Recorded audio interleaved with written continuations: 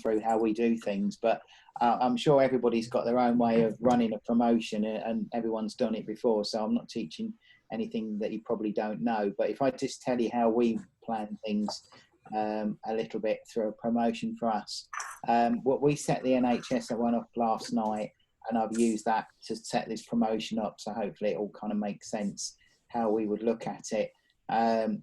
Because of the sheer scale of sometimes what we do, we have to be a little bit anal on numbers, and I'm a big fan of starting small and scaling as the promotion builds, rather than throwing all your money at it at the beginning and then thinking, shit, I've made a mistake here. So you can tweak as you go along. So if I just pop my little PowerPoint up, and we can just talk through it a little bit as we go. Feel free just to ask questions as we go. If everyone asks at the same time and nobody can do anything, then we'll take them all at the end, but hopefully we can just make it more conversational on the way through. Is that okay? Brilliant. Yep, that's fine. Thank you. That's good. So if I hit this and now hit the on desktop 2, that one. I've done this right. Let's have a look. So can you see the word fundraiser? No, yet? you're not sharing your screen yet, Mark. Okay. Let's have a look.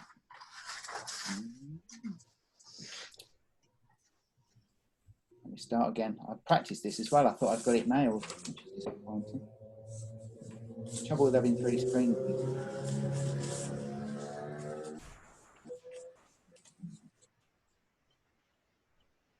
Okay, I will get it. I hate things when it goes on. Right. If I put that on there, you can all see yourselves and go to there. There you go. Are we on now? Yeah. So hopefully you can see the words planning a promotion and NHS fundraiser. So as far as a promotion goes, when we set it up, we try, or I try really hard. I'm responsible for the marketing across the studios. I don't do it all, but pretty much most of it. So my mission in life is to keep the studio full.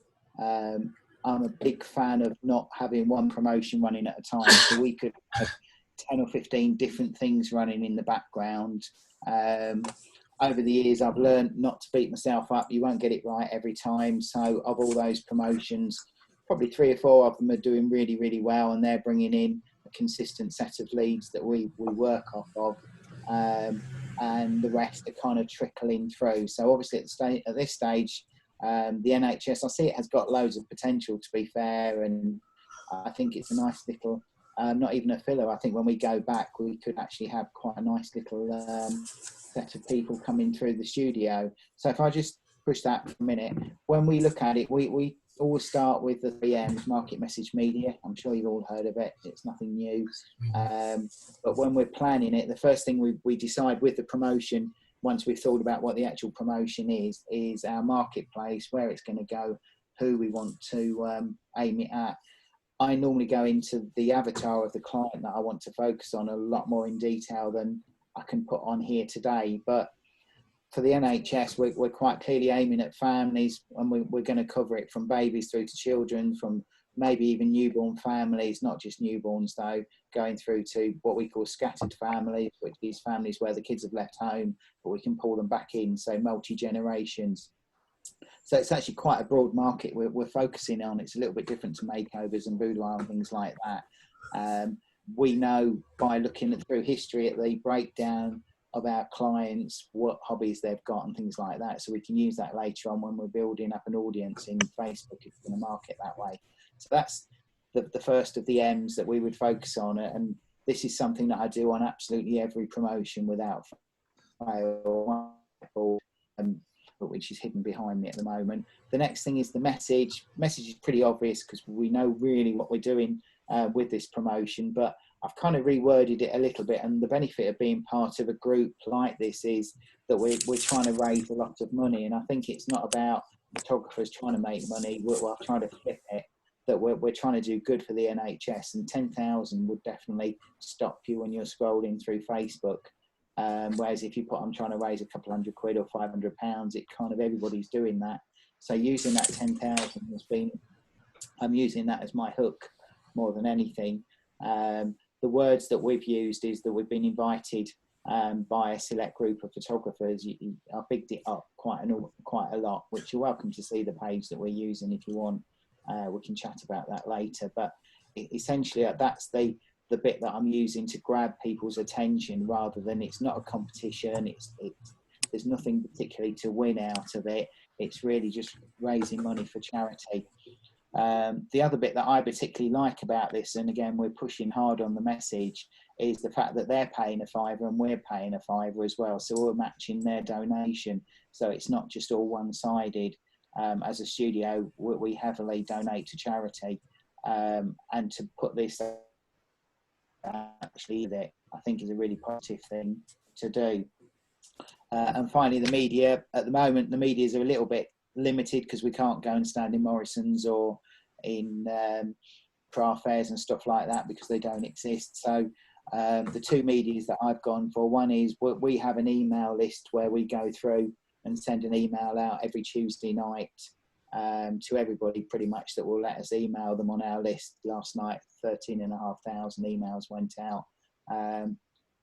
And it's a freebie, really. It doesn't cost you anything to do. Yesterday we decided we'd promote this, and we'd also promote something we haven't done for donkey's years, and that's taking old photographs and restoring them. Obviously we can get them, they can scan them, send them into us, we can get our artists to restore them, and it could be a nice little earner on the side. But so far, looking at the stats from last night, I think we've had a dozen or so people click on the button to say they're interested, can we send them some more information. So at this stage I hadn't actually put any more information in the system. I wanted to see if there was actually any interest in there, but there you go, that might be a quick one for you today as well. When we design the 3Ms, we pull it all together, and your gut feeling tells you whether it works or not before you even start. After that, we then go from our 3Ms to creating a campaign.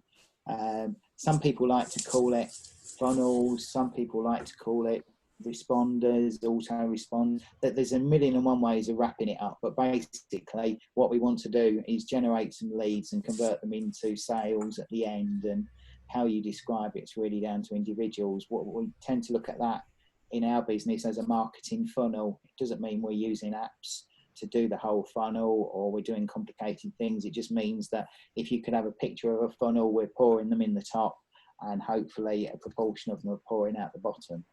You will see in a minute a funnel example of how I do it, but it doesn't mean that we use a piece of software to do that. You haven't got to go away and learn all this. It's really down to individual businesses what works best for you. So the first thing we need to do is generate some leads to put into our funnel. In this case, we're obviously going to generate them through Facebook. The next thing we need to do, and we've learned over the years that you can't just take a lead and then convert it to a booking or a sale straight away, because the conversion is incredibly low, and it's really hard work. Now, people are very skeptical and very nervous about booking straight away. You will get one or two of them, but generally speaking, if you want to make it a bit of a arithmetic kind of business where you've got a steady flow of leads coming in, what we ideally want to do, and one of the analogies I like to use, is that if you imagine you've got a big pond in your garden and you want to keep putting fish in there because you're going to pull some out. So the lead generation is putting fish into the big pond ready for you to pluck out when you need them.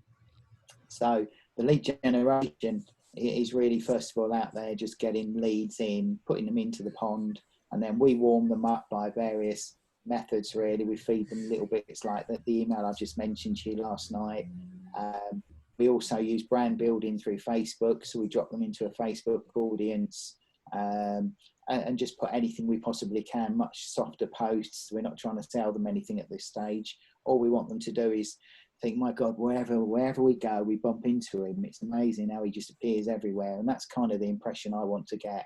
So then when we do want to convert them, they kind of trust us by then, and we're not just a strange person who's just popped up on Facebook. The other thing that we find, and we're doing more of it, and at the moment, right now, while everyone's being furloughed, the project that all the staff have got is how we can educate our potential customers better, because if they come in knowing more about what we do, what we want to sell them, about our products before we book them in, it kind of makes the sale a natural process. It doesn't turn it into something that's a little bit hard work at the end. So education's part of that line as well for us. That may well be an email explaining a product, showing them albums. It might be a review, a testimonial from some. But what we want to do is really get people engaged with our business before we try and convert them. The next stage is the conversion. If I'm going too slow, just shout, whatever. The next stage now is to take those leads and one by one systematically try and convert them into, in this case, we want to sell them a voucher for a £5. You know, at the moment, because we're all in lockdown, and most of us, ideally, we can do this online, and that's kind of where I'm going with this. So we've created a landing page with a video of one of the girls explaining the offer. And then you just click on the blue button, which is nicely placed underneath, and pay your £5 through PayPal. So the conversion bit, if we've got the warm-up bit and the brand building bit right, the conversion bit should be pretty easy, I reckon. We shouldn't have to twist their arm up their back with time-limited offers and things like that, because they should want to do it. If we've got to force them to come in, then they're probably not going to be the right people for us at the end. So the next stage then becomes the booking. That's obviously at the moment slightly in limbo because we don't know when we're going to go back. So we're hoping to build up more and more vouchers in our league.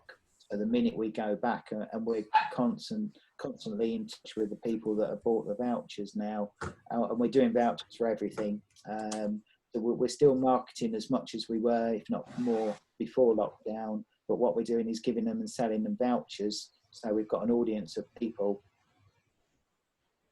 to come back to, and because we're really in all those vouchers that are specific to their area, we can effectively stay in touch. And as things becomes when we're likely to re-earn 10 because of social distancing and things like that, we still will have a big audience of people which are pretty desperate to come in. The vouchers that we're issuing now have all got a 31st of August expiry date on them, and we will stick by that expiry date. But if lockdown is any later than the 1st of July, then we'll push the expiry date further, which is what we've told people. So they've got effectively 2 months to get themselves in the diary. The next part of the process is obviously a session, which I'm sure I don't need to explain what that is or how to do it or anything else. This is not about photography, but it is still part of the marketing, really, because at the end of the day, marketing is all about putting pounds in the bank. It's not just about generating hundreds of leads that we can't do anything with. So the session comes along, we do a pre-session chat, we talk about what we do, how we're going to do it, we explain some of the special offers. We're hopefully going to take some nice pictures somewhere along the line, and then the week later we're going to have a sale. That obviously is probably the most critical part, in line with the first one. So if you take lead generation and sale and look at all the bits in between, those two aren't just that they're the most critical, but for us it's only just a means to an end. So if I just pull up a quick picture of a marketing funnel that we would use in this case, and when I'm explaining to the staff where we're going, and we kind of allocate different members of staff to different parts of the funnel so everyone's good at certain things, this will probably give you an idea of how we do it. So if I pull that up, can you all see it okay? It's all gone very quiet. Yeah. So hopefully Yeah, it looks good. so essentially it's not a funnel as in the millions and versions of funnels that are available on the market, i.e. ClickFunnels and stuff like that. It's not an app. It's just a means of showing you how we would actually do the process from start to finish. So I've kind of put the main headings in there so you can see in this case how we would look at the leads. So we would generate leads. In this case, we would generate them through Facebook using lead ads. After we've got the leads, we would then warm them up. We would do a video. Well, we're trying to do as many different things as we possibly can to get people engaged and understanding what we're doing. After that, we'll have a conversation. We might phone them, we might text them, but we would try and get them into the conversion part of the funnel. So we want to drop them down a level. And for us, a conversion in this case is they've paid a £5 and bought the voucher. Can I just ask a question a minute? Mark, this is from Philip Lord. How are you delivering the vouchers to your customers? At the moment, because we've literally only just gone live on this one promotion, but on all our other promotions, I've got a printer here at home, and we've got bright pink envelopes, which is the colour we like to use. We print them out, and we've got nice printed. I'll grab you one. Hang on. There's one there on the desk next door. So we've got them all printed. We put all the details on it and we post it out. Postman Pat's still working. Can we see the voucher again, please, Mark? Just a clear image well, of that's the makeover one. But there you go. Can you see that one? We've got loads of them. We design them in-house. We get them printed. They're normally laminated, so they're quite tactile. We have tried e-vouchers, and I like e-vouchers because it's quick. But the reality is, I think people put more reverence or more that they attach more value if they've actually physically got something they can shove on their fridge. So that's why we're still posting them out. It's a little bit onerous because it's me that's doing it, or I'm getting Mrs. to help me. But we actually send them a letter which currently says that we're obviously in lockdown, so therefore here's their voucher. Please keep an eye on Facebook. We will be emailing them, but more importantly, they've actually got something. It's not just a quick email. It's not like a Groupon thing where you get your Groupon and everything's just printed and you print it off and turn up at your photographer. That undervalues what we do tremendously, really. I think if people have got a nice voucher to actually hand over, I'm sure you've all found it. What we do, if you send somebody something like a voucher, when they come to the shoot, the first thing they're waggling in their hand when they walk through the door is their voucher, which kind of means, or if they're really worried, they've left it at home, but they've added quite a lot of importance to getting a voucher. Whereas if it's just something they print off and it's a pretty picture with a load of blurb, we can do that, and we can do it. We could automate that whole thing from top to bottom. But now I think people more than ever are probably more appreciative of the nicer things in life, and perhaps actually receiving a nice quality voucher through the door just adds a lot more credibility to it. But I guess everyone's got their own view on that one. Oh, can I ask, you just mentioned that you print the vouchers, so you've had them printed, but then is the rear of that voucher blank so that you can put something specific on there? Is that what you meant? No, I'll be honest, that's an old voucher. What we've got on the new one, let me just go for a little wiggle around a minute. Hang on. We're back in a minute. There you go. This is a classic of the new style that we do now, which we get them all laminated. They cost us a little bit of money, but they feel nice. They're not flimsy, but they're not too thick either, so you can fold them and put them in your handbag. On the back of it, we've got all our different things that we do. So on the front of it is what we do, or what the voucher's valid for, but on the back of it, we've actually got a range from business portraits to family to boudoir to mini models, fairies, makeovers and babies on the back. So we're kind of promoting some of the other niches that we do as well, so people understand. And we have picked up quite a few business portraits on the back of people having family ones as well.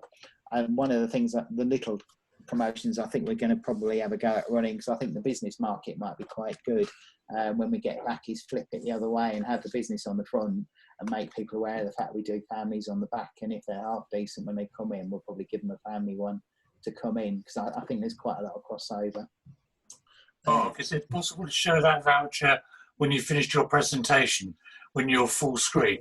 Because it's very difficult to see. Yeah. What I'll do if you want is I've probably got the original artwork for it actually. One way or another, I can send you a copy of it anyway. Thank you. Just give me a joy. If you join this new group that we're going to talk about at the end, I'll stick it in there as a PDF or whatever. But my digi artist that works for me usually does them for me. So we've got thousands of variations, because I'll come in with some harebrained idea in the morning. She'll go, oh no, not another one, and then she'll then have to do a voucher to suit. But we use instantprint.com, which is brilliant. You can order 100 or 1,000. 100's about 25 quid.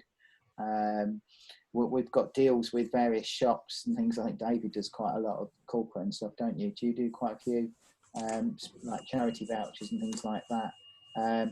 We've actually generated our own vouchers for each occasion, so it personalises it a little bit more, but it does mean you end up with vouchers everywhere. If you go to the top right, if you go to the top of the column of pictures, there's a little button on there, and that will swap the line of pictures with Mark, and you can see him larger on the screen. So I don't know if that would help people. Okay. If not, just give me a nudge. I'll send it to you. There's no secrets. You're welcome to see it. We're constantly evolving it because we've gone from just having a voucher code now and putting the expiry in an email to actually putting the expiry on there, because I think they need to have it in front of them. And we've gone from giving people 3 months expiry down to 2 months. So we can come across as being the nice person if we extend it, if they want us to, but it's a reason to get them booked in. So we're at the moment currently making our diary much tighter. We only book within 4 weeks, 4 to 5 weeks maximum. And the expiry date on the vouchers, I'm dropping down to 2 months rather than 3. But because obviously of the situation we're in now, we're taking a gamble. We open in July. We've already got half our diary booked for July from people that we had to cancel before. So the vouchers expire the end of August. So we will shift that around if we need to, but I think we need a starting point really just to get people thinking a little Mark, do bit you more. think that we've diarised first Saturday in June to open the 6th of June? Do you think that's pie in the sky? Could be. I wouldn't be confident in June, I don't think, at the moment, but it would be nice, I have to say. I mean, they are going to have to open up at some point, but I'm not quite sure how, what, and what businesses are going to do it. I mean, fortunately, we're in a nice bracket where we're relatively small as a business, as photographers, not just me. So therefore, it is possible for us to have one person in, take the pictures. But they haven't got to bump into lots of others. So I think we'll be able to open sooner rather than later.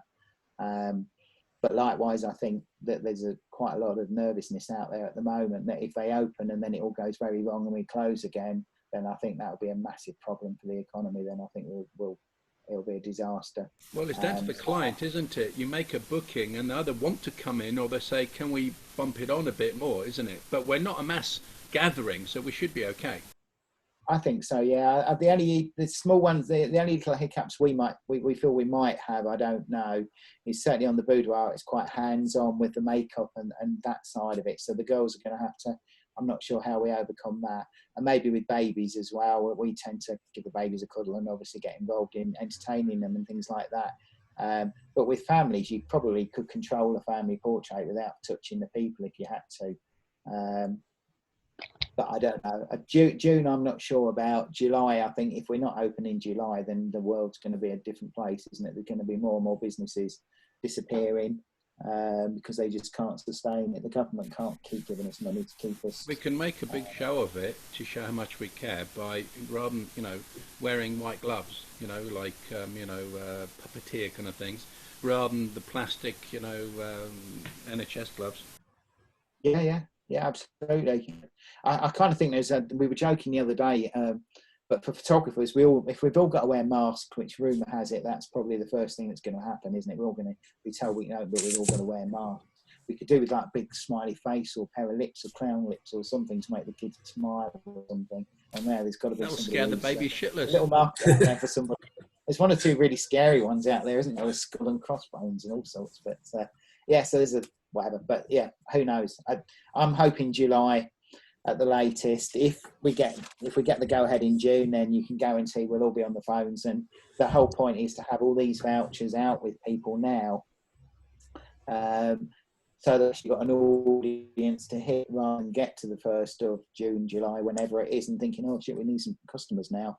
I think that's why we're working as hard now as we were working 3 months ago, really, in lead generation, because we need it more than ever now. The general public, touch wood, just seem to be really, really understanding. We've only had one nasty person who probably realised that she was being nasty and has disappeared on us. The rest of them are all kind of feeling the pain as much as we are, which is quite nice. So I think when it comes to rebooking them, generally speaking, our type of clients are really nice people and they want to come in. And a lot of the dads have spent so much more time at home with the kids that they're actually probably appreciate their family a little bit more rather than working 6 days a week and missing out on it and not understanding what it's all. There's tremendous potential for us Anyway, we've gone off track a little bit, haven't we? So the booking side, we kind of, the funnel stops there, I guess, at this point, because we can't book them in. But what we want to do is build up a really big pond that's a bit smaller than the main pond. So you've got all your fish in the big pond ready to pay their £5. They then flip into a slightly smaller pond, and they're all eager beavers now, but we need to stay in touch with them, ready to get them booked in. Now, if we were open and rocking and rolling, then what would happen then is the minute they purchased the voucher, we would give it to the girls and get them to ring up and book them in, basically. So the time between those two then would probably be a very short period, whereas at the moment it's a bit of an unknown period. But one of the benchmarks that we're actually measuring at the moment on a daily basis is just how many people have got vouchers out there, because we know roughly 70% of people that have vouchers generally book. So therefore, if I want to have my reservoir of 70 fish waiting to come now, I need to sell 100 of them and have 100 people on that list. So keeping track of that one figure is really useful in our business from that angle. So once we've made the booking and we're all up and running again, then it becomes, hopefully, and it goes into the, I've missed out the session bit in that area really, because we're not really talking sale sessions today. But we assume that they come in after they've made their booking, they've been shot, and a week later, or instant viewing, or however you do it, we then make a sale, of which there's usually a little drop off between the two, but not much. When we get to the end, you'll see I've taken this and I've put some pretend figures against it, because at the end of the day, that's how we track it. And so we know how many leads we need to generate how many sales we want to hit our business plan at the end of the month. So the first part of it is the warming up part, the lead gen. It's just getting those leads in the top of the funnel. Try lead ads. Don't just try one advert and think it hasn't worked. Stick half a dozen different ones out there with different pictures in, and maybe a different twist to the copy. We haven't got enough time to actually go through all the copy today or anything else, but have a look around. I mean, I always write my copy up on Word first. I never ever go straight into reading it cold. I always write it in Word first and look at it, analyse it, and sleep on it, and edit the following day. Quite often sleep on it the following day. Oh my God, what was I thinking? Or you spot the typos and things, and you can and then you copy and paste that into Manager and set your adverts up. But in Ads Manager, we would normally typically stick probably a dozen or so different adverts all on the same theme, but with a very slight difference between them, so we can then see which ones perform and which ones don't. So split test it, if you like. Do you do different audiences for each advert then? Otherwise they'll clash. No, same audience. We if you want to try two different audiences, the only time we generally split the audience is by age, because if I'm unsure of my marketplace, what I'll do is do 1 to 21 to 30, 31 to 40, 41 to 50, so that we can then see which group of people, or if you look at categories like millenniums and you know, when they were born, the years they were born and things like that, we kind of know the best way to market towards a millennial is very different to a baby boomer, for example, because their take on life is incredibly different. It's quite interesting how we all fit into certain categories, and it's painfully accurate as well sometimes. But generally speaking, if I'm going to split it, I'll split it by image, which image makes a massive difference, which kind of follows really. The Is it image or video? Yeah, video.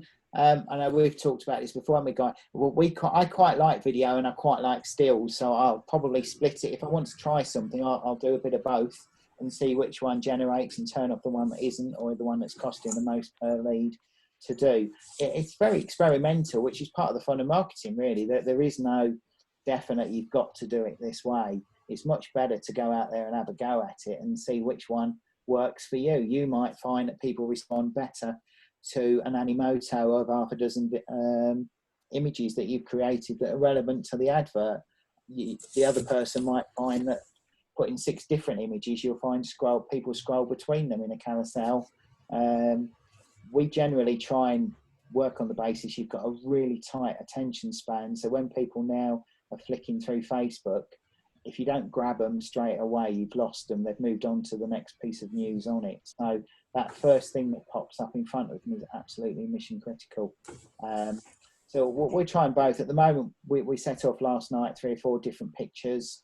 We've put the rainbow around it because I think people associate that with corona without actually, everybody's sick of hearing that word really. So we're not running adverts with that name in it, because I think if anything I'd run it saying this is not a corona advert, because I think it's been done to death already and people are just fed up with it. But I think good news making £10,000 is potentially something that will stop people and get them to look through. But it's got, do you ever split your ads between different types of ad? I can see up there you've got Facebook lead gen. Do you ever do the same ad, let's say, between a lead generation ad and a conversion ad, or is it always on a lead gen? No. What I like to do is to actually do 2. I like to do one that generates lead ads, and I like to do one that takes it to a landing page and does it all, the full version of it, and actually track and see which one gets me the best result. But also sometimes it brings in the best sale as well. So some of our most successful promotions we're running at the moment with Boudoir, we've definitely got lead ads and we've got landing pages, and we might spend a couple of £100 a day on each, and you'll be amazed how much we actually get. The difference between the two is, but on this, because it's a fairly short, sharp promotion, if you like, and today I didn't want to overcomplicate it with landing pages and things like that, I would just get it up and running on lead ads, which is dead easy. You can have the advert done in 20 minutes or so. Grab the lead ad and then keep it really short, really simple. Take that to what would traditionally be, if you like, your landing page, but our landing page is the follow up to the lead ad. So once they complete the lead ad, we would then put them in this grey area of warm up, and in there I've got a quick email thanking them for their inquiry. Please click here and we'll tell you all about the offer. And that basically is my landing page that I would have used had I drove people from Facebook straight to it. Okay. The only difference is because I'm going in for the kill on that, underneath the video, which is Angie works for me, doing a little 2-minute, 3-minute explanation as to what the promotion is, and then underneath it in writing is the same thing basically, and in between all that are 3 buttons, I think, or 2 buttons to click and pay your £5. It's not a big, we're not asking for much, so a £5 shouldn't take too much to get them from A to B really. But we're using video in that one. I think I'm given time when I've got a little bit more of it at the end of this week or next week, and we see how people are responding to the video, I might do a second page and get rid of Ange, and maybe just fill it with pictures or a video of pictures rather than a person, and just see if that converts better. Well, it'll be interesting to see, but it's all experimental. At the same time, we're going to drop them into a Facebook audience, which we call brand building, which is basically everybody that comes through the system. If you sign up on our website, you will ultimately, if you're in our area, we do govern it, because I don't really want to be paying for adverts to go out to people that potentially have maybe shown interest on something but live in a different country or not even in our area. There seems no point in spending money on that, so it is governed by that. But we do have a Facebook audience for brand building, and that really is just lots of pictures and a little bit of stuff up to date. And if we boost a post off the Facebook wall, then we'll boost it to that custom audience, because it's a nice little way of keeping it fresh as well, making it more interesting. But the whole point of that grey area really is not to try and convert them by selling them something. They can do very easily. The buttons are there for them to push. It's more about them to be more informed about us as a studio. We also want them to understand what products we sell or what we want to sell them. And so therefore some of the adverts are pictures of people's products on their wall, or they're pictures of albums, or they're pictures of computers saying we do digital files. That's the whole point of that exercise. Then when they're ready, they will then convert by spending their £5 in this case, and move into the next area of the funnel. So we're kind of slowly restricting them down into it. The people that are never going to pay the £5 will always be in the top section, and ultimately we'll get rid of them. because they're just taking up space, then they're never going to convert. And then we've now got a ready audience to book from. So I'll just skip that part. So the conversion part is really just driving them towards the Fiverr, and explaining why we're doing it in this case. And the charity donation is one of the nicest, softest sales you could ever imagine to do. So, and it's only a £5 as well. And the fact that we're putting a £5 in creates so much goodwill. But it's early days. I've only just started it. If you ask me in a couple of weeks' time, I might have a different opinion on it. I don't know. How do you collect the money? Is it a PayPal button? Straight through PayPal. Yeah, absolutely. And you get PayPal fees, don't you? Yeah. I mean, you've got to accept that it's going to cost you a couple of pence to put it through PayPal, but we've got a proper online portal, and you can go and buy vouchers, and you can put all your information in on our website and everything else. But this day and age now, most of this is done on mobile device. People understand PayPal. They'll buy something off eBay with a click. So I think using PayPal is an easy word for people to understand. And because they're only paying a £5, it's not difficult really, just to click on the button. Half their details are pre-filled in because they're usually logged in on their phone anyway. So, that getting that money across to us is dead simple. We're then going to send them an email back, thanking them for the £5, explaining we're now going to match that £5. And I think, although I should say I'm all set up and raring to go, we're not quite there, are we, Alan? But we will be. We'll actually put the tenner up on there, and we'll probably send them a copy of their name next to it, the fact that they've donated it. So it adds a lot more credibility to it. And I quite like naming people on the Facebook page. So I think as time goes on, I might say a big thank you to, and list the people that have actually donated their £5 and bought the vouchers on our Facebook page as a thank you. Because I think it's all very positive, and we want people to feel they've done a great thing here. It's not just about booking a photo shoot. It is about generating some money for the NHS. There's enough negativity out there, and yes, there's 1,000,001 promotions all doing money for the NHS, and that's my only reservation, is there's going to be a lot of people, a lot of charities that are probably going to come off worse on this now, where we used to donate an awful lot to Lullaby Trust and to candle lighters and things like that, whereas at the moment we're kind of shifting the whole focus onto the NHS. So I might change later. We'll see how it goes, but right now I think the NHS is definitely topical, and I think the fact that we're putting a £5 in as well is a good thing.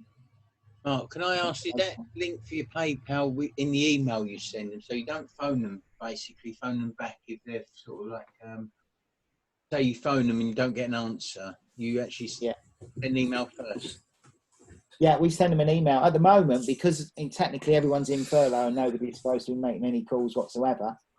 So if anyone's listening to this recording later on, but we're not making any phone calls whatsoever because all my staff are furloughed. What we do is we send them an automatic email back out of the system with a PayPal button on it, so they can actually pay then. And then once that comes in, that then creates a task or to do, or whatever you want to word it to, back to me, and we then will post them out a voucher. That's the system as it is of today. In a few weeks' time, when everything becomes a little bit looser, we will probably pull the bookings team off furlough, put them back in before we put the photographers back in, and give them a couple of weeks to start ringing everybody, in which case we'll flip it and we'll turn off the task. And the minute we've posted out the voucher, give them 2 or 3 days to get it, we'll then ring them up and try and aim to book them in. We do use online booking. We've got Acuity, as I'm sure most of you have got as well. And that works. And the other thing I'm going to try when we reopen is actually just have a diary with a direct link straight from the advert straight into the diary, and they pay their £5 there as well.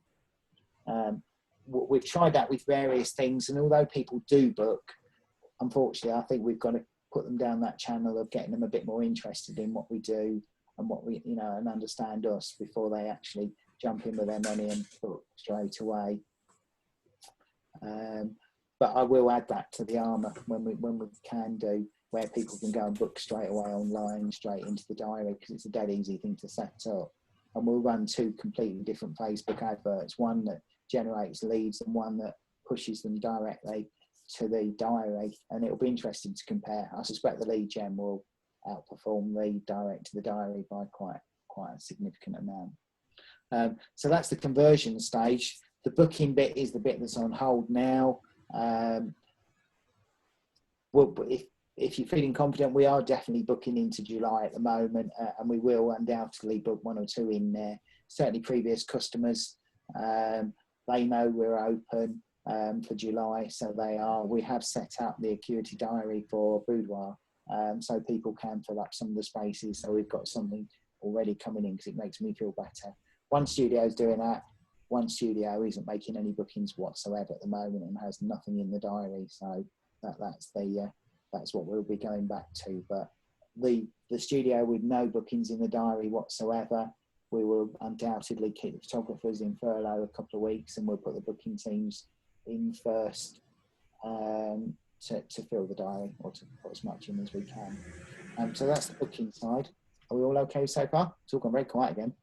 Yep, I'm left me here talking to myself. Just listening, Mark. The next bit is the sale. We're working really hard at the moment, and a lot of the training I'm doing now, although I don't sell, I hate sales. I take it personally if I don't buy something and I want them to buy it. And so we've got people specifically for sales, and some of the photographers sell as well. But the sale really at the end of the day is probably the most important bit, really, because we can do all this work, and if we don't convert it to a few quid in the bank, then we're all wasting our time. So that is quite critical. As to the products, whether we give them extra discounts, I have added into my advert, we give them an 8x6, which I think is in the general promotion of what you're doing already, Alan. But we've also given them a £25 studio credit towards any other products, because we've found in the past, and we do that pretty much with everything, the more you give them, the less they're likely to just take a free one, because they feel they're wasting money. So by giving them a 25 quid off, the cheapest thing we do is 65 quid, and that's something and nothing. So if I end up getting 40 quid out of somebody who wouldn't have spent a penny, then I'd consider that to be a success. If they're buying a big wall art or whatever, then if I get somebody who's really difficult, we word it very carefully that they can only use their £25 towards albums and wall products. But if I get somebody in there who we really just need to get through the system and out, which we all get them, let's face it, we'll take 40 quid off them, because I'd rather have £40 than nothing. But it will hopefully encourage them to look at some of the bigger products and put the money towards that. So I've added that voucher in at the front end in my advert, saying that the voucher includes the session, an 8x6 print, and a £25 studio credit towards whatever they want, providing it's wall art or albums. But the sales team have got the flexibility to actually throw it against whatever they want. Once they get half decent sale in there, then the mission then is not to knock it off, but to offer them something else instead, whatever they can give them, an extra print or something, rather than 25 quid, because we all know the print's only cost us a couple of pence. So, Mark, are you doing any digital images? Yeah, digital's big for us. In one studio, digital's big. In the other studio, digital doesn't really exist, I suppose. But in the main one, yeah, digital's big, and I'm going to push harder and harder, because whilst I think people probably will have a little bit of money to spend when they come back, I think they probably will be careful how they spend it.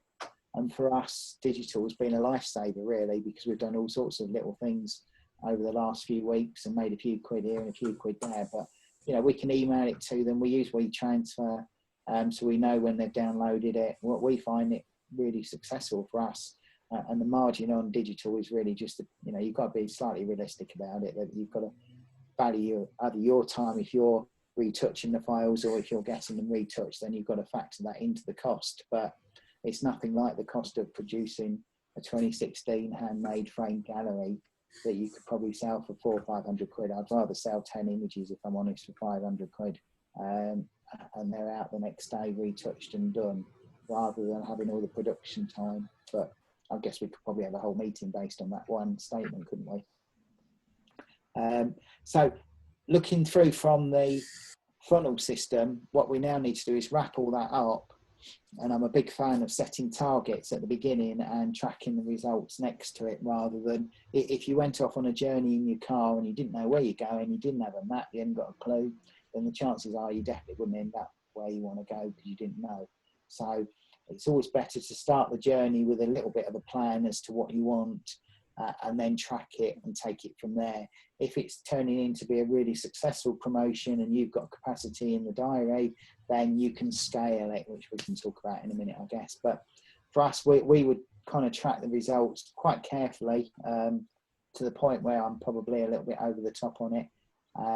But in this case, looking at this one promotion that we've just gone through and looked at and kind of just dissected a little bit, we would look at the Facebook spend, we would look at the quantity of leads created and the cost per lead, which, yes, Facebook can give you that, but sometimes there's a little bit of a variance in there. So it's better to actually know how many leads hit your system, whatever your system is, divide it into how much you've spent, and that gives you a true cost per lead rather than taking Facebook's word for it, because sometimes it can be a little bit inaccurate. Quantity of vouchers sold. So again, the percentages, I like my percentages really. So we want to know how many leads and how many of those convert to vouchers, because that figure is quite key really for when you're scaling. We then want to know how many of those convert to bookings, and we need to know how many leads we need to generate to create a booking, because that's really what we want to do now, is start turning it into a bit of a machine that's going to generate some work moving forward.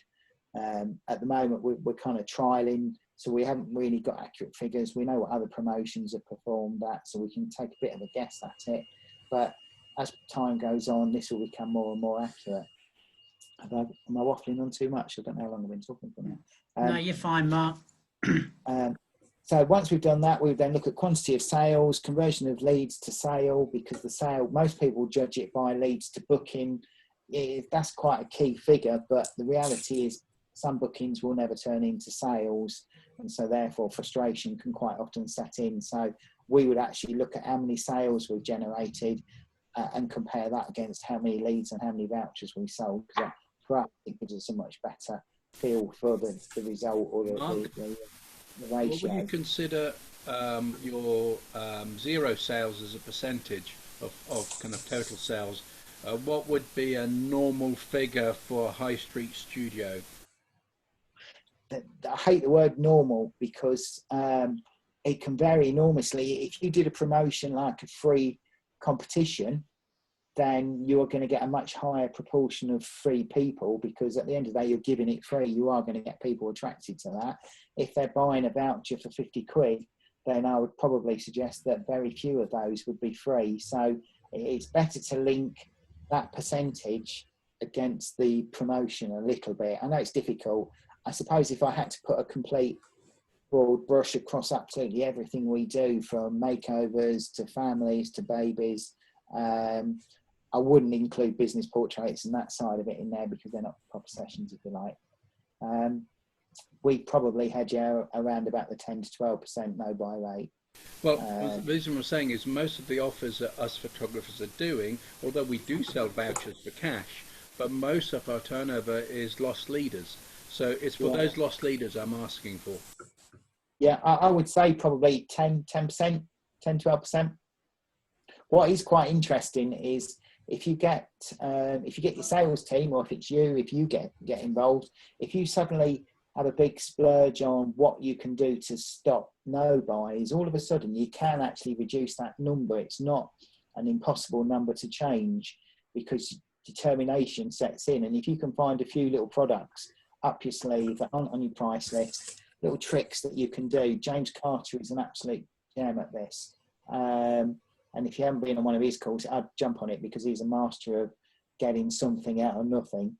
And I think you can actually lower that percentage down purely by having a bit of staff training and maybe looking at what's actually being given away. If you're taking a deposit, or in this case, they've got a £25 voucher, you know, most people are hard pushed to take 25 quid and chuck it in the bin. So if you could actually offer them something for 35 quid, 45, 50 quid, even if they're going to be a definite outright freebie for an extra 25 quid, it's worth throwing in an extra digital image or something to get that percentage down. But it is something we track quite tightly, and we track it right back to the beginning, where it came from, and the member of staff, and even the photographers. The photographer can influence the no-buy rate probably more than the salesperson can, because if the photographer doesn't talk about prices and do a post-session conversation talking about what we do, and I'm sure you'll remember the elevator pitch. We've got the elevator pitch,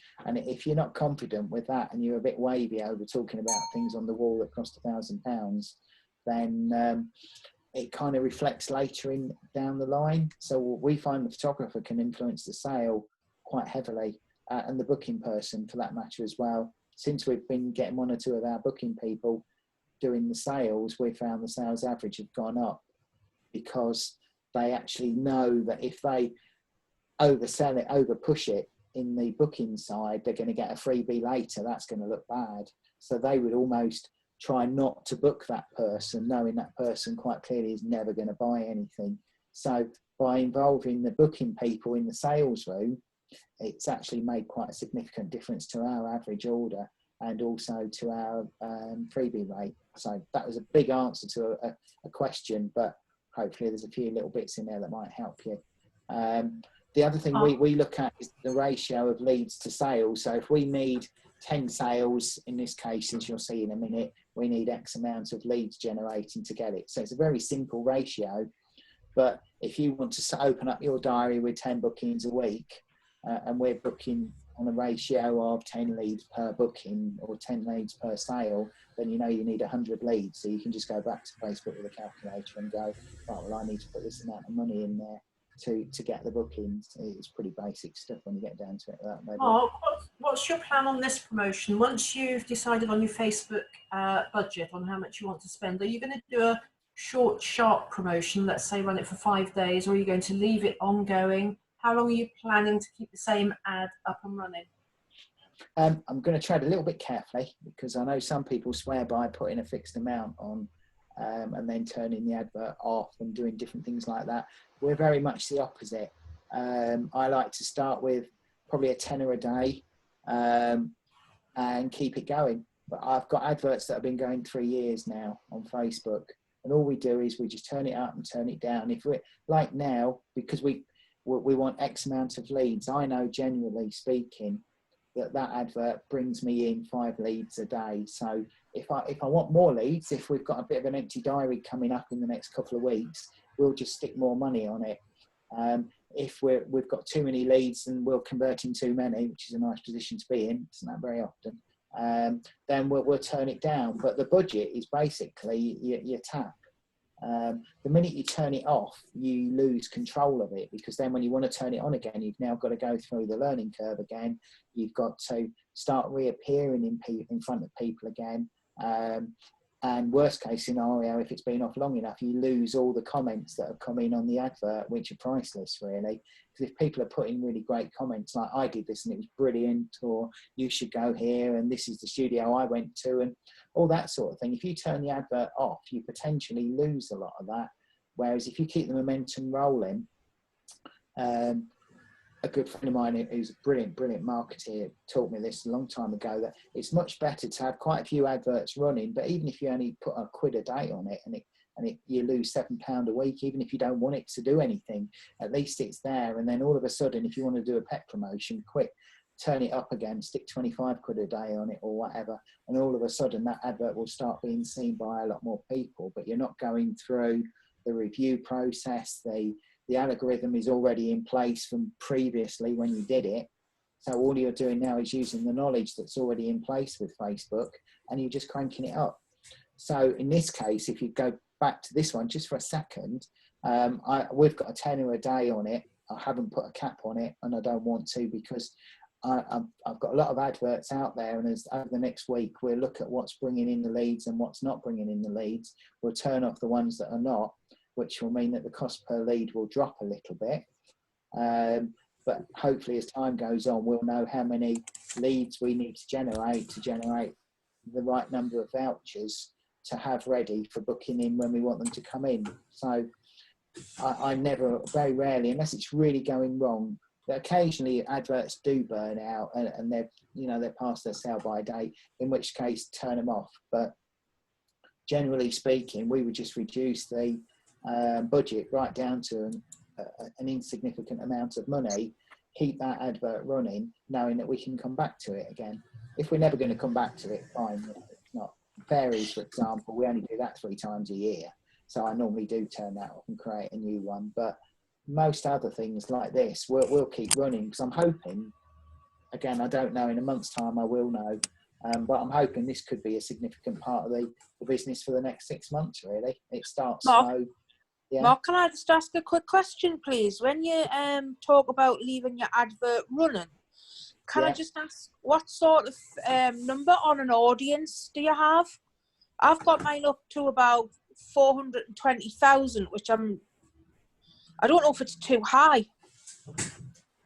It can never be too high, really, because you want as many people. It depends on what the promotion is, I suppose, a little bit. If you go right back to your 3Ms for a minute and look at the market bit, if your market is incredibly tight, what you want, then that number is going to be, you're going to be more picky who you put in the interest column, aren't you? So, I mean, it's this promotion that I've got going, and we've been doing test ads for probably just over a week. And I think I've got 19 registrations for about the £52-53 mark, which isn't bad. It's £2 on a registration. So is that per lead? Yeah. So £53 a lead?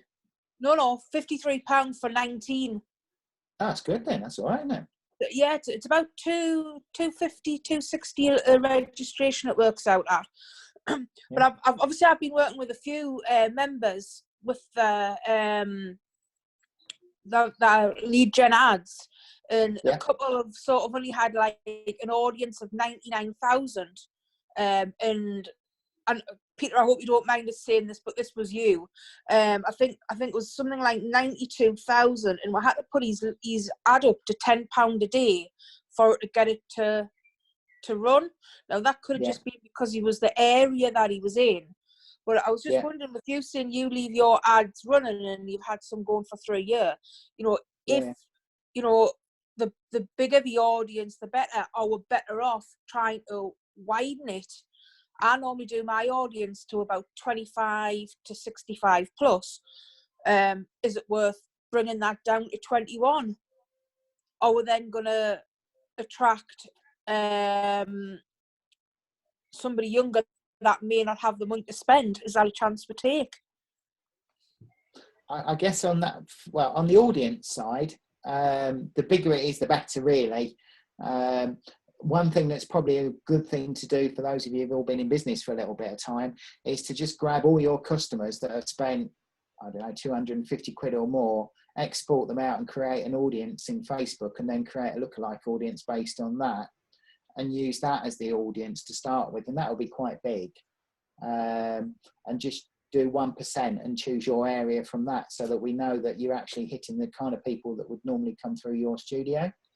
Lookalike audiences are brilliant for Facebook, and it cuts out an awful lot of the effort of going through inputting all the interests and things like that, because there's some quite quirky ones which our customers are probably involved in that you might never think of when you're doing a Facebook ad. But if you actually go through, and assuming you've got some sort of database, which I'm sure we all have, just grab all the data for the last 5 years, 10 years, doesn't really matter how long. In fact, go back as long as you possibly can, because the bigger the audience, the better.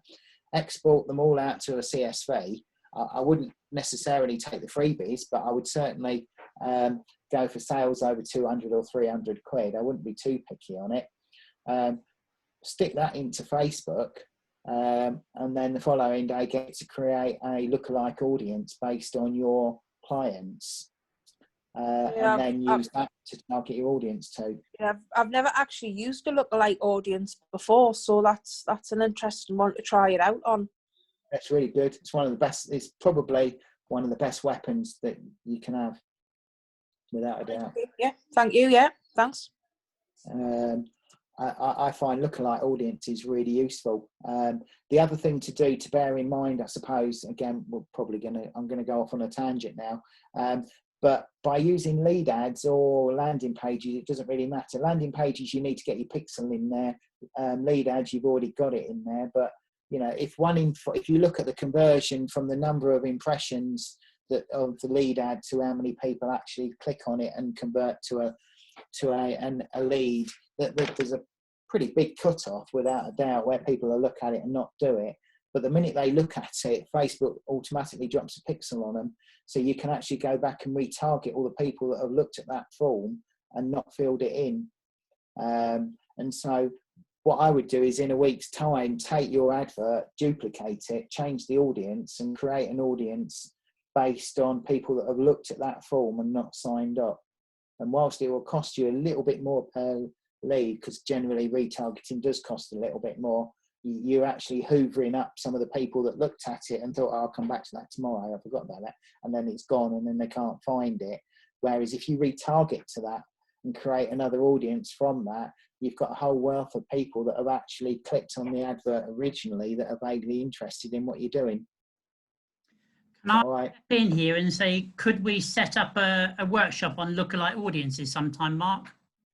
I'm sure we can. Yeah, no problem. It's very quick. It's honestly, I know a lot of people don't fully understand it, so yeah, no problem at all. I mean, if everybody wants to,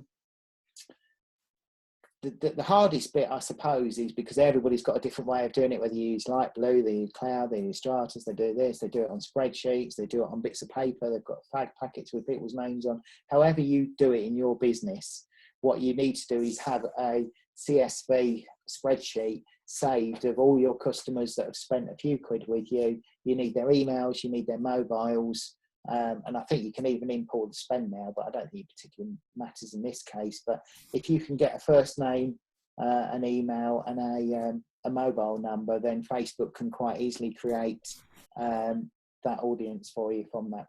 Definitely. Mark, one of the big maybe problems. Next few days when you're getting bored, have a little search around, work out how to do it, and then when we come to do it, if you've all got it, we can do one together. One of the big problems with all the information we're getting in lockdown is we're educating ourselves, but we're being overwhelmed. There's so much coming at us. There's so many educational streams, so it's really lovely if you take us, like for the lookalike audience, and lead us by the hand and nail that for us. That'll be awesome. Thank you. Yeah, you know, I'm sure I'll end up doing it. Yeah, no problem. It's fine. Yeah, just let me know. I would get your information ready first and then do it, because because it is, once you've done it once, you'll do it all the time. It's a really good little trick, really, definitely. And also retargeting the people that have been on your forums as well, because you're leaving money on, you're leaving food on the table, I suppose, is the old analogy, if you don't do that. We'll put this in the new group, Mark, yeah? Yep, perfect. No problem. But my final slide, really, until we just look at the final bit on the tracking bit, is split tests, which we've just talked about, really, in a way, is to kind of go in, look at the adverts, the ones that aren't performing, turn them off, maybe create some new ones and compare like against like, see what that does. We want to improve the conversions. So again, try different things. It's quite experimental. It's not, marketing isn't black and white in the slightest. It is very kind of fluffy, and you need to try different things, and sometimes the things that work the best aren't the things you think. We've had people doing selfies, putting them on, and they've worked better than expensive designed adverts. So have a look around, see what other people are doing, nick other people's ideas, look at other, not necessarily photographers, look at, the makeup industry is very good at it, the holiday industry is very good at it, because they're all targeting the same sort of people as us. Have a look at their adverts and pinch some ideas from them and see what they're selling. Video is massive though. If you're not doing video, you've got to get on it, and now's the perfect time to have a play. And providing you've got a phone with a mobile with a video on it, which I'm sure we all have, then we should be out there doing videos without a doubt. We're massively moving into it now. We've used the last few we're massively moving into an era now where we're going to put a lot more video out there, but I can talk for hours on it, which will bore you all to tears. The other thing that we need to look at is improving our average order and finding little things that we can upsell. And the power of a group like this now is that you know, Guy might come up with some amazing trick that we hadn't all thought about that could probably stick another 5% on your sales. So if everybody shares, and I'm in quite a few groups, and some of them are very good at sharing, and you know, the phrase sharing is caring is big, really, because if we all share our ideas, we can use some of those to actually uplift the sale by 5, 10, 20%. And it can be something and nothing, it can be something really stupid. But if you could imagine taking all your sales from last year and sticking 10% on your bottom line, that's a lot of money, and it would be very nice to have. The final bit really is on the promotion, be it this promotion, any other promotion. I always start small, decide whether it's a winner or not. If it's a winner, then we start scaling. We don't just suddenly go from putting £10 a day on it to putting £100 a day on it. We'll scale it slowly, because Facebook responds better to slow rather than fast, because if you suddenly throw 100 at it, it will try and spend the 100 really quickly, but it might not necessarily pick out the best on the algorithm. Whereas if you go from 10 to 20 to 30 to 40 to 50 to 60 and just kind of take it up slowly until you've got the tap turned to where you're comfortable with, but it's also generating a regular amount of leads. So then in a month's time, you can actually look back on this promotion and go, bloody hell, that was the best thing I've ever done. It's brought me in 5 sessions a week, of which, if I'm trying to do 20 sessions a week, if you're bringing in 25% of your sessions from one promotion, then you're doing pretty well at it. And the skill with any promotion isn't just to have a big spike in your curve and then it drops off the face of the earth again. What you really want is just a nice kind of gentle acquisition of leads day in, day out, week in, week out, that we can all use and convert to sales. That's kind of my view on it, really. I guess other people have got other ideas. But finally, this is kind of my last slide. This is roughly how we would try and look at it overall as a picture in our heads, really. And the figures are meaningless because I haven't got these figures, but I'll put you some ballparks in just so you can see how we would look at it. And basically, if we spend £100, we get 50 leads. It costs you £2 a lead, doesn't it? Out of those 2 leads, as we've dropped them down the funnel a little bit, 10 vouchers have been sold, which means 20% conversion, which is pretty good, really. So the cost per conversion is a tenner, but actually we're kidding ourselves because we're putting a £5 charity donation in there as well. So really we should sneak that into the equation. So actually that voucher's cost you 15 quid to sell. From that, we've made 8 bookings. 2 people have decided it's not for them. So that's a 16% conversion from the lead gen coming backwards. So the cost per booking now is £17.50. And then to track it a little bit lower down the funnel still, out of 8 bookings, we've lost 1 for whatever reason. And so we've made 7 sales. So that gives us a 14% conversion. Most of these are all rounded numbers, so you can pick me up on the points if you want, but it is roughly right. So the cost per sale to get that bum in that studio and create a sale is £19.28, which is an absolute bargain, which means on average 350 quid, you need 2.5 grand.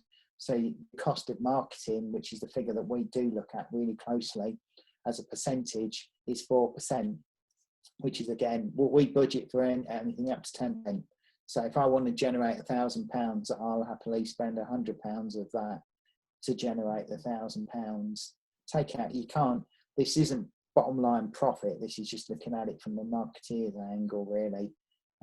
There's obviously other things to come out at the bottom as well, but overall, if you just look at that in a very simplistic way, if somebody gave you a £5, or if I gave you a £5 and you gave me 100 quid back, I'd be really happy with that deal. That's a good thing to do. So from that angle, I think I would actively promote that. So at 4%, I think that's a really good figure to do. Getting sneaking. Say hello to Ange. This is Ange, by the way. Hello. Sneaking in. Hello. 25 people here. Sorry. So that's how we get to the 4% at the bottom line. But that's pretty much how we would analyse the success rate and keep an eye on that cost as well to make sure it works. Finally, Alan's got a special little group that we put together, which is ideal. If for the people that are actually running the promotion, if you have a word with Alan, because I've no idea, you'll have to invite you. I think if you want to join this group, we'll try and carry on, and we can look at figures and we can compare what we're doing and stuff, a bit like I tried to do many months and years ago. But start small, test and measure it, scale it up if it works for you, create a nice regular income from the promotion. It's definitely a win-win because the NHS gets some money and we make an income from it as well. And that's kind of where we are, really. Is that all right? Brilliant. Any questions? That was awesome, Mark. Thank you. Well, thank you very much indeed. Is that okay? Perfect. Yeah, excellent. Right. Questions, ladies and gents? Fire away. How do we join the group, Alan, please? Okay, for everybody that is already committed to this and have already paid their £20, etc., you will be invited to a separate group that we've set up that Mark is going to help as well as other people, not just Mark. Yeah, absolutely. Mark wants to learn from me greatly. So we are then going to give a lot more help and information for people in this particular promotion. Obviously, as Mark has mentioned, all the tips and various different things can be used in different promotions, but it's mainly for people that are running this promotion. We're going to just provide a lot more help for. It's more from the case of not filling up the normal members page with everything to do with this group, Peter, but it's also to help those that have committed and want to make this particular promotion work for them. Cool, thank you. So you will be invited, Peter. Any more questions? Just a quick question. Well, Mark. well, Are you going to? Sorry. Are you going to be publishing your lead gen ad to your Facebook page, or are you keeping it behind the scenes? it won't be on the Facebook page, no. It will be behind. You can see it. I'm not hiding it. You're welcome to see it. No. I just wondered if you're putting it on your Facebook. Yeah. We do suffer with one or two people copying it straight away as well. So by sticking it through the normal channels, most people I'm kind of at least a month in front before they've found it. But I tend to use Facebook, the wall itself, really just for soft posts and just kind of a bit of engagement. Any more questions, ladies and gents? No, then I think it's time to show your appreciation to Mark. Cheers, Mark. Thanks, Mark. Thanks very much. Excellent. I hope it's helped you a little bit somewhere along the way. You know where I am if you need anything. Yeah, well, what we'll do, Mark, is we'll invite all the people to the new group. And then on that new group, we will obviously be able to help them more, decide how much help we can all give, maybe a few other workshops specifically around this particular promotion for them. And that type of thing, which is, what you've already said to me. So I think that's a great idea, because then we're specifically helping those people that are committed to raise some money for the NHS, really. Yeah, no problem. Right then, ladies and gents, if you've got no more questions. No. Wow. Did you all enjoy it? Yes, Thanks, good. guys. Excellent. Yeah. Good. Speak soon. Bye. I knew you'd all enjoy it. Right, I'm going to end the meeting. I just want to thank you very much, Mark. Much appreciated, mate. You're Enjoy your staff meeting. Oh yeah, thank you. Yeah, I've got whatever, 40 minutes and then I'm on again. Let's get. Okay, mate. Really great for you, and I appreciate it. And I'll catch up with everybody soon. Thanks, ladies. Take care. Thank you, Mark. Bye. See you soon.